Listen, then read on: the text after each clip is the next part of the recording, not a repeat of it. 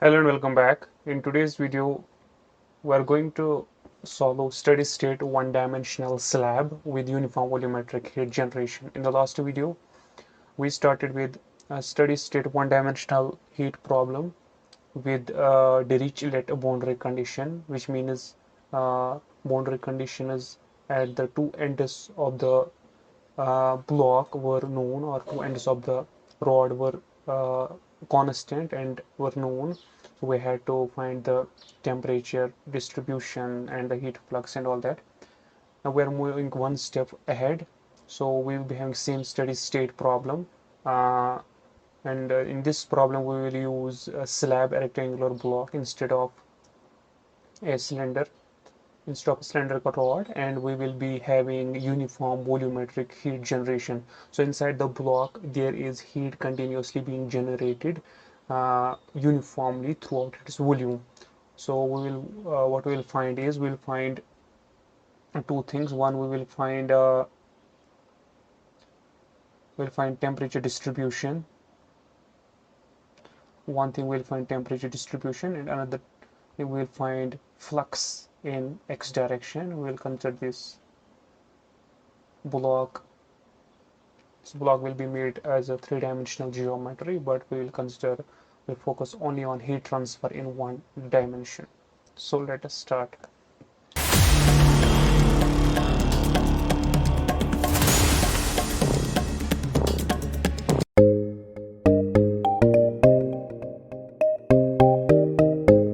So we know that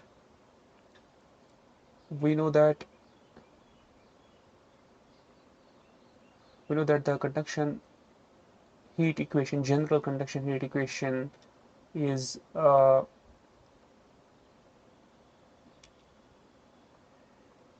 1 by alpha dou T by dou T is equal to dou T2 by dou x2 plus dou T2 by dou y2 plus dou 2T by dou z2 plus q dot generation divided by k is the generalized heat conduction equation, or the Fourier-Biot equation, and it is in three dimensions. Since our problem is steady state, so no change of any property with time, so this left hand side becomes 0. It is one dimensional, which means let us consider the dimension x, and therefore these two dimensions will become 0 because one dimension, and there is volumetric heat generation, so we will keep this term. So overall equation is reduced to dou to, since we have only one variable now, so we can write d instead of dou. So d2t divided by dx2, then there is, on this side we have q dot generation divided by k, and on the other hand we are left with 0. So this is the governing differential equation for this particular problem, steady state 1D with heat generation. So when we solve this problem,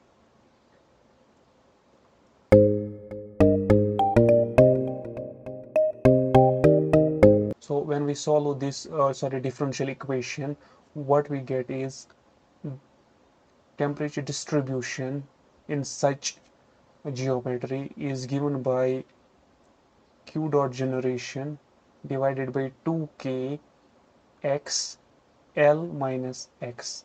This is the temperature distribution solution for this previous differential equation. And we solve it for t of x. We have to find the maximum temperature. So we have a block like this, and this end is kept at 0 degrees Celsius. Another end is also kept at 0 degrees Celsius, and at the mid section, or in the mid volume, the heat is being generated, and this heat will flow from center to this end and then center to this end. What we have to find is what is the maximum temperature of this block or this slab. Maximum temperature will occur at the center. So in short, we have to find the heat generation, we have to find the temperature at the center of the slab. So T at, see what is our thickness? 0.05. This is the block's one view. This is the block like this. So this is our length L, and it is equal to 0.05 meter. This is our x is equal to 0, and this is our x is equal to L. So T of x, as we saw, is q dot generation divided by 2k x times L minus x. Now we have to find t at the center, which is at L by 2. L is 0.05 divided by 2. So T at L by 2 is Q dot generation is given 1 times 10 to the power 6 divided by 2. K is 1. Our x is where we want to find this temperature distribution. This is L by 2. So this is L by 2 into this is L, and this is x is again L by 2. So we are replacing x by L by 2 because x is our variable. So this temperature at the center will be 10 to the power 6 divided by 2. So this will be L by 2, and this will be L minus L by 2. L minus half of L is again half of L. So this will be 10 to the power 6 by 2 L squared divided by 4. So this is equal to 10 to the power 6 divided by 8, and our L is 0.05 squared is equal to 10 to the power 6 divided by 8 into 0.0025 when we square it. So we have 25 divided by 8 into 10 to the power 1 2 3 4 6 minus 4 2 10 to the power 2. When we solve this, 25 divided by 8, it will be 25 divided by 8 is 3.125. So 3.125 times 10 to the power 2. So this will be 2 steps, 312.5 degrees Celsius. This will be the temperature at the center, 312.5 degrees Celsius.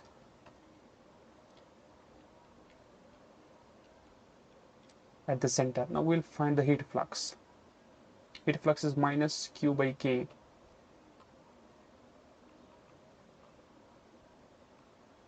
So our Q flux at the center Q is equal to, let us find, the question is not asking this, but we'll find the heat flux at the center, at the left face, and at the right face. At the center, the equation is minus Q dot gen divided by K into L minus 2x. So this will be minus 10 to the power 6, K is 1, L is 0.05 minus 2x at the center is 0.05 divided by 2, half of L. So this will be minus 10 to the power 6 into 0.05, 2 cancel, minus 0.05. So this is same minus same, it is 0, 0 into anything is 0. That means heat flux at the center is 0, and that's expected because heat is being generated at this point and it moves horizontally in this direction and in this direction. So exactly at the center there is no flux. Flux means when heat is flowing toward us or through some section, at that section there is flux. When there is a section where heat transfer vector is not crossing, it is being generated, it is starting from that section and going right or going left. That means at that section it is not crossing, that means flux at that point is 0. Now we'll find heat flux at x is equal to 0, and that will be minus q dot generation divided by 2 into L minus 2x is the equation. I think I wrote it wrong, it's not K, sorry, it is Q generation divided by 2 L minus 2x. Yes, so this will be equal to minus Q generation is 10 to the power 6 divided by 2, L is 0.05 minus 2x is 0.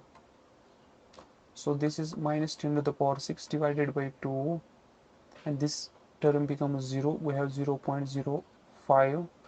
So we have minus 0.05 over 2 into 10 to the power 6, which is 2.5 times 10 to the power minus 2 10 to the power 6, which is 10 to the power 4. 2.5 times 10 to the power 4. So this will become 2 4 zeros, 4 steps forward, 1 2 3 4 watt per meter square. So this is the flux at this phase. So flux at this point is 0. At this phase, flux will be heat vector will be crossing this phase. So flux is this 25,000 watt per meter square, and at this phase it will be again same because of the symmetry heat is being generated. Here it will go this way and that way. So we have temperature at x is equal to L by 2 equals 312.5 degrees Celsius. We have flux at midsection equals 0. We have flux at x is equal to 0 or x is equal to L, which is same 25,000 watt per meter square. Now what we'll do is we will open COMSOL Multiphysics. We'll solve the same problem with the inside the COMSOL, and we'll be expecting these results.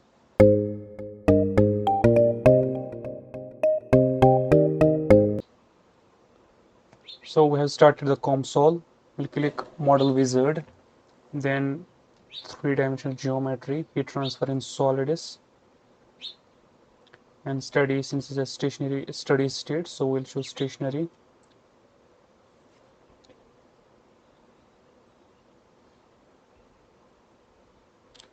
Now first of all we have to make the geometry, which is a slab, a rectangular block. So we'll right click on the geometry, click block, and length, width and height. Most important dimension for us is right now, which is width, because we are studying one dimension, so width is important. Based on the problem, it is 0.05 meters.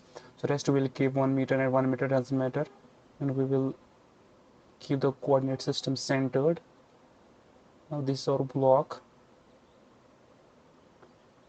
Now we have to find temperature and flux on this phase, at the midsection, and on this phase. So for that we will also create 3 points, because temperature at this phase will be same as the temperature at one point on this phase, at any point on this phase. So we'll create 1 point on this phase, 1 point on that phase, and 1 at the midsection. So we'll right click on the geometry, more primitives, then point, and we'll give coordinates 0.025. So we have point on this phase, then we will duplicate this point and we will give minus 0.05, because coordinate system is at the center, and it will create on the other phase. So we have another on the other phase, and we will duplicate it and keep 0, which will be exactly at the center. So we have another point at the center, which we can confirm by making the block transparent. So now what we'll do is, we're done with the geometry. Now material, but we'll not choose the material from here, because the only property that's important here right now is thermal conductivity. So there is a shortest way to add material when there is just one or two properties, relevant properties. So we'll go to heat transfer, we'll click solid, and inside the solid there is thermal conductivity from material. We'll say we have not assigned any material, we want to define it here. So we will keep thermal conductivity 1 as per the problem. So initial values will keep it 20, thermal insulation keep it there. Now what we have to do is, we have to, problem says both ends are at 0 degrees Celsius, left end and the right end. So we'll apply temperature boundary condition, give it value 273.15 Kelvin, which means 0 degrees Celsius. I will select this phase. This is at 0 degrees Celsius now, and this phase is at 0 degrees Celsius as well, according to the problem, which we can see here. So problem, and is held at 0 degrees Celsius. So we have not given any boundary condition to these edges, which means uh, they will be applied with thermal insulation by default. So we're done with the physics. So let us go to the mesh. We'll create a mesh. Now we have discretized our domain. Now we'll go to study and we will compute.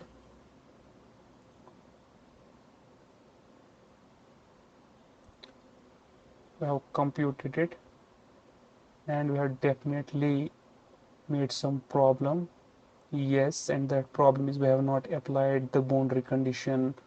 I mean to say, we have not applied the heat generation yet. We'll go to the heat transfer, we'll right click, and we will apply another condition, which is the heat source. For the volumetric heat generation, for heat source, we'll choose general heat source, which is watt per meter cube, and our problem says heat generation is 1 times 10 to the power 6 watt per meter cube. So heat generation will be here 10 to the power 6, in short 10 raised to the power 6 is our heat generation.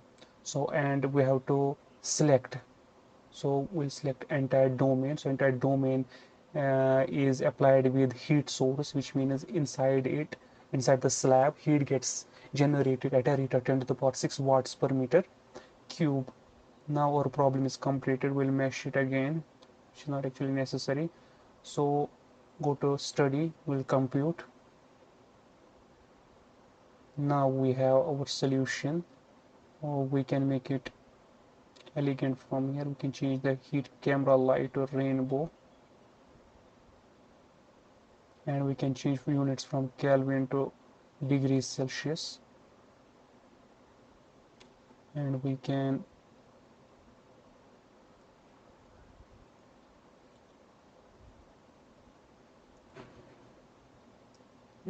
remove the transparency. So this is the temperature distribution. So 0 at left side, 0 at right side, and hot in between, because heat is generated inside. So what we'll do next is we have to find the temperature.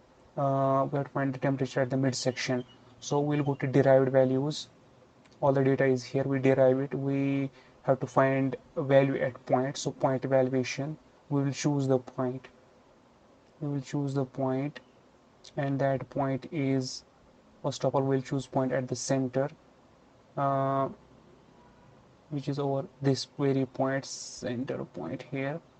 We selected the center point, it's named 6, and we have to find temperature there. We'll find it in degrees Celsius. So we'll evaluate. So we have temperature 312.50 degrees Celsius, 312.50. See, 312.50, exactly the same. The next thing is, if I have to find the temperature, not temperature, we have to find flux. We'll find flux at the center, which should be 0. Let us see what we are getting here. So we'll calculate point evaluation. Instead of temperature, is expression is temperature by default, but if we want to change, we'll click here, then here heat transfer in solids, then domain fluxes, then conductive heat flux. So conductive heat flux, we have to choose the point. So center point, what is the flux at the center point? So flux at the center point is 5 times 10 to the power 51405 times 10 to the power minus 11. So this is a very small number, because it's 10 to the power minus 11, which is practically 0. But why did not the software showed it exactly 0? This is because software solves equations, differential equation, converts the differential equations into set of algebraic equations for each element, then solves, rounds off the values at each step, and gives a final value. So because of that rounding of error, because of this that residual error, it does not show us the exact 0, but it shows us this very small number, which is nearly 0. Let us check whether we are correct or not. We'll calculate flux at other points, and that should come out to be 25,000. Let's right click, point evaluation. Now let us choose this point, and instead of temperature, let us select the heat flux, conductive heat flux in the same way, and will click evaluate. Now we have 25,000, which is same as this 25,000 at X. If we calculate at L, it will be again the same. If we suppose it's not necessary, let's try choose another point and go to heat transfer in solids, domain flux, conductive heat flux, evaluate. Now we have same 25,000 for zero point 0.5. This is 0.5 here, and this shows for 0.5 25,000, which is same 25,000 watt per meter square. So in this video we have solved a one-dimensional steady state problem with a uniform volumetric heat generation, which was the next step to the heat transfer in solids problems. So that will be all in this video. Thank you.